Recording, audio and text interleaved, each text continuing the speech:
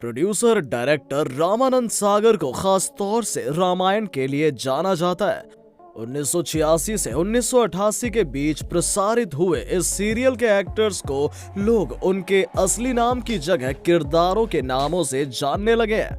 यह सीरियल इतना पॉपुलर था कि रामानंद सागर की रामायण का एक एक किरदार लोगों को आज भी याद है।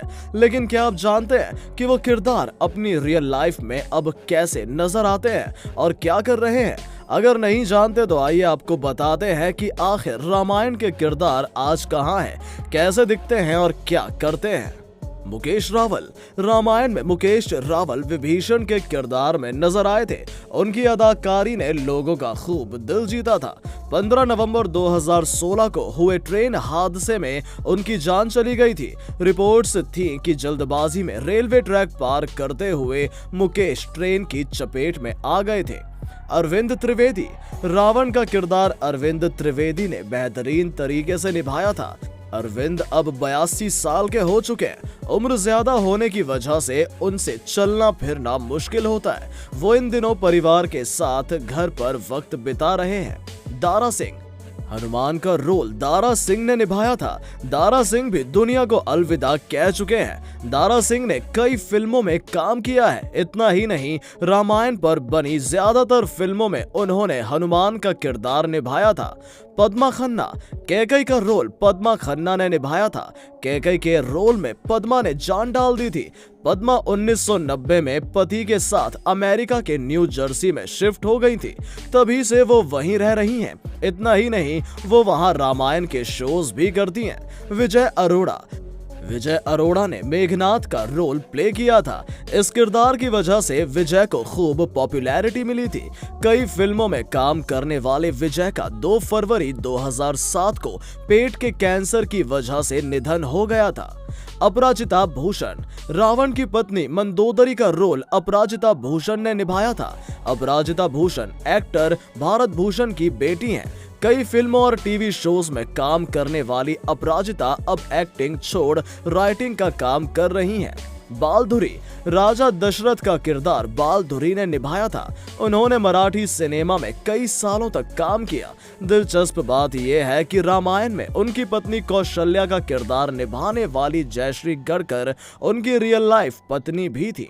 जयश्री गढ़कर। रामायण में जयश्री गढ़कर ने कौशल्या का किरदार निभाया था।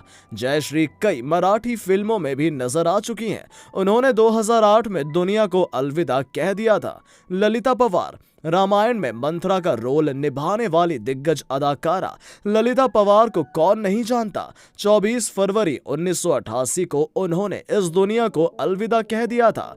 ललिता ने यूं तो कई फिल्मों में नेगेटिव भूमिका निभाई, लेकिन मंथरा का रोल कर वो घर घर में पॉपुलर हुई थी।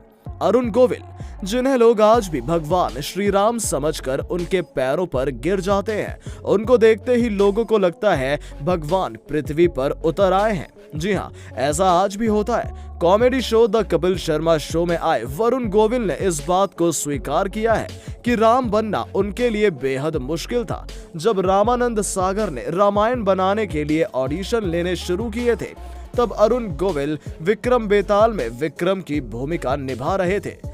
दीपिका चिखलिया। सीता माता की छवि को जब हम याद करते हैं तो हमारे जहन में हमेशा ही दीपिका चिखलिया का चेहरा उभर आता है। ऐसा हो भी क्यों ना, आखिर रामानंद सागर की रामायण में दीपिका चिखलिया ने देवी सीता की आइकॉनिक भूमिका जो निभाई थी। 54 साल की दीपिका चिखलिया अभिनय में हाथ आजमाने के साथ साथ राजनीति के अखाड़े में भी उतर चुकी हैं। उन्होंने साल 1991 में वडोदरा से लोकसभा का चुनाव लड़ा और जीत हासिल की।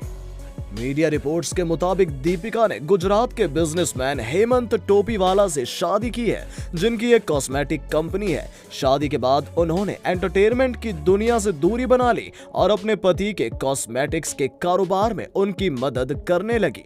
दीपिका अपने पति की कंपनी की मार्केटिंग टीम की हेड भी हैं। आपको बता दें कि 2 बेटियों की मां दीपिका रामायण के बाद टीपू सुल्तान और विक्रम और बेताल जैसे शो में भी नजर आई थी।